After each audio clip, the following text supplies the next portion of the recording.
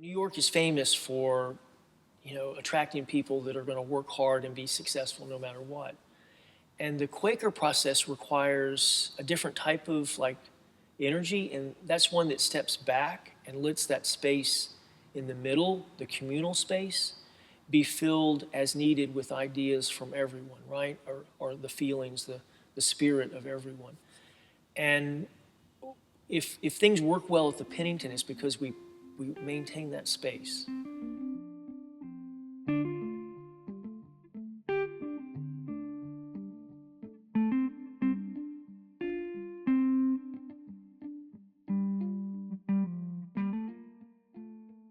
My name's Todd Drake, and I live at Penington Friends House in New York City, and I attend Brooklyn meeting. Penington Friends House is this wonderful space that was created by Quaker women. This all came about because of their concern for wanting young Quaker men and women coming to the city to have a safe home environment. And they created a boarding house. Now, originally it was a white tablecloth, kind of Downton Abbey, upstairs-maid, downstairs-maid kind of place, not very egalitarian. But in the 80s, it became a collaborative house. So that's the model that we're still operating on. 3 years ago, my wife and I became the directors of operation there, and we've worked real hard to, in that time, develop the community. There was already a community there, of course, but we felt like as teachers, coming from teaching backgrounds, there were other things we could do. And so we've tried to help create a kind of special spirit there. And so our goal was to come in and do that, and immediately we were hit by the pandemic. And I was very worried that this communal way of living, right? We all sit at a table together and eat dinner shoulder to shoulder. We share the same kitchen, the same bathrooms, the same common areas. Imagine a family of 26 people living in a big house. We felt very vulnerable to the pandemic. But because we had kind of laid that initial groundwork of building trust and respect with each other, and because it was there when we came in, we were able to, as a community, come together with Quaker process.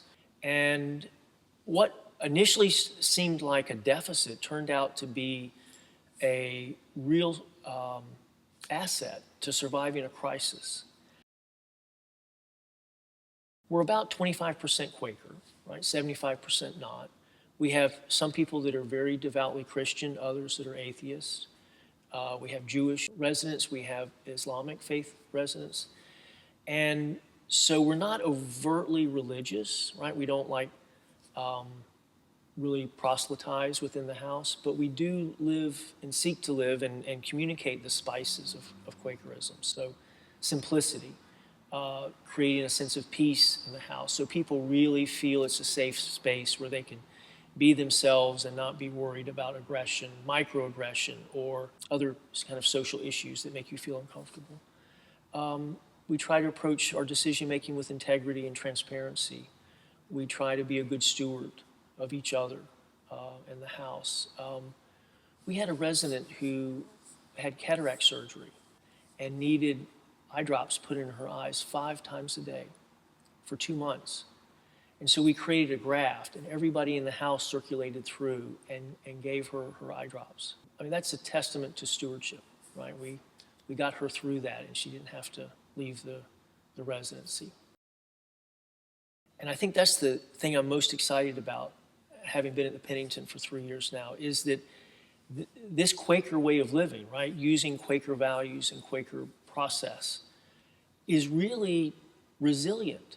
And I think at a time when young people are having a harder time purchasing houses, when older people are ending up alone in their later years because family moves on, this is a viable way of living.